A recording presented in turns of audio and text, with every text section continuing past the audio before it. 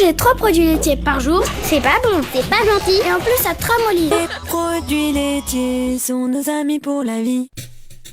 Les produits laitiers, nos amis pour la vie? Vraiment? A-t-on toujours consommé du lait? L'homme est apparu sur Terre il y a environ 7 millions d'années. Et ce n'est qu'après la sédentarisation au Moyen-Orient il y a environ 6000 ans qu'il a commencé à consommer un peu de lait. Pendant près de 8000 ans, les Méditerranéens n'en consommaient quasiment pas, seulement un peu de fromage. Les Scandinaves en consommaient davantage, et retenez bien ça, tandis que les Asiatiques et les Américains n'en consommaient pas du tout. Zéro. Nib. Walou quoi. Ce n'est qu'à la fin du 19e siècle et l'invention de la pasteurisation puis de la réfrigération au 20e siècle que la consommation de lait s'est développée. D'abord aux États-Unis, puis en Europe après la Seconde Guerre mondiale, période de malnutrition. Le président Pierre Mendès France, qui était un américanophile, a décidé de calquer le mode de consommation sur celui des Américains. Donc si je résume, les Français ont suivi les conseils nutritionnels des Américains. Faites comme si c'était normal. Le gouvernement obligea donc en 1954 chaque écolier à consommer un grand verre de lait avec du sucre. Quelques années plus tard, la population reprenait du poids et cette mesure aurait dû donc prendre fin. Mais non, les industriels avaient pris l'habitude de surproduire, il fallait donc trouver des débouchés à ce lait. Alors comment faire consommer en masse du lait à des personnes qui n'en ont pas besoin? La solution des lobbies a été de prétendre que les Français étaient en carence de protéines et de calcium.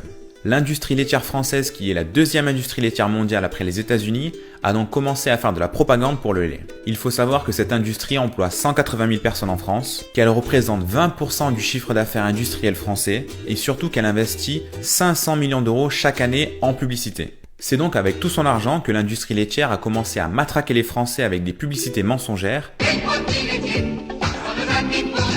et s'est rapproché des personnes qui font les recommandations nutritionnelles en France. Regardez par exemple le PNNS, le Programme Nutrition Santé. C'est lui qui fait les recommandations de manger 5 fruits et légumes par jour, à volonté de céréales et de consommer au moins 3 produits laitiers.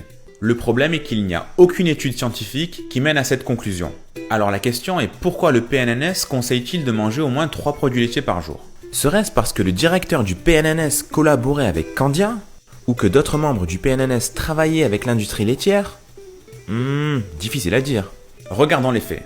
L'Organisation mondiale de la santé, ou OMS, conseille de consommer environ 500 mg de calcium par jour. Étrangement, le PNNS conseille d'en consommer 900 mg, soit près du double.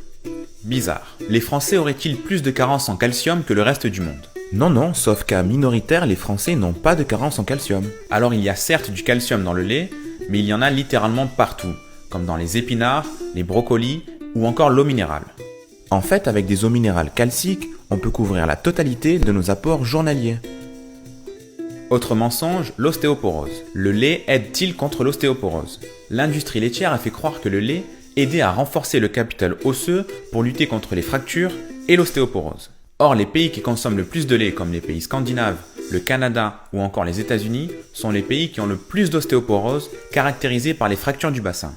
Alors, est-ce dû au fait que ces pays qui sont au nord sont moins exposés au soleil et produisent donc naturellement moins de vitamine D qui aide à fixer le calcium sur les os?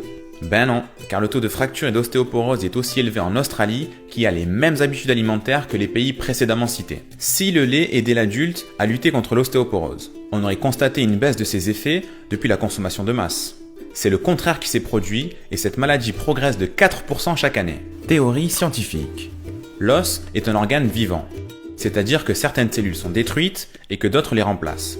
Les ostéoblastes. On appelle ça le remodelage osseux. Le problème est que dans une vie, on a un capital d'ostéoblastes limité. Si on consomme beaucoup de lait, on stimule au maximum l'utilisation de ces ostéoblastes, on renforce nos os dans notre jeunesse, puis quand on sera plus vieux, on n'aura plus d'ostéoblastes pour lutter contre la baisse des hormones et la dégradation du capital osseux. En gros, c'est comme si vous faisiez un marathon. Si vous partez en sprint, vous serez certes en avance au début, mais vous ne pourrez jamais finir.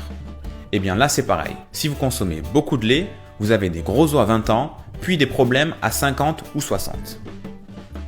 Alors oui, le lait aide l'enfant à grandir. C'est pour ça que les enfants consomment du lait maternel jusqu'à 3 à 4 ans. C'est sa fonction première. Mais avez-vous déjà vu un lion adulte consommer du lait? Ou même pire, avez-vous déjà vu un lion adulte consommer le lait d'un gnou, d'un zèbre ou d'un éléphant? Eh bien, c'est ce que nous faisons. Nous consommons, étant adultes, le lait d'une autre espèce.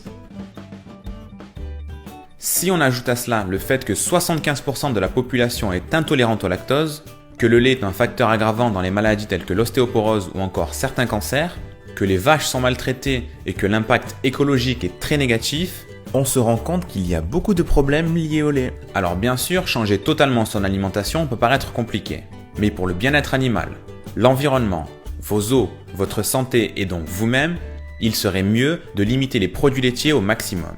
Cette vidéo se base en grande partie sur le livre de Thierry Soucard, Lait, mensonges et propagande. Je vous encourage à lire le bouquin, ça vous fera pas de mal. Si vous avez appris quelque chose, n'hésitez pas à mettre un j'aime et à partager cette vidéo. Pensez bien à vous abonner à la page Facebook et à la chaîne YouTube pour recevoir plus de vidéos. Et n'oubliez pas, la connaissance, c'est comme l'amour. Elle grandit quand on la partage.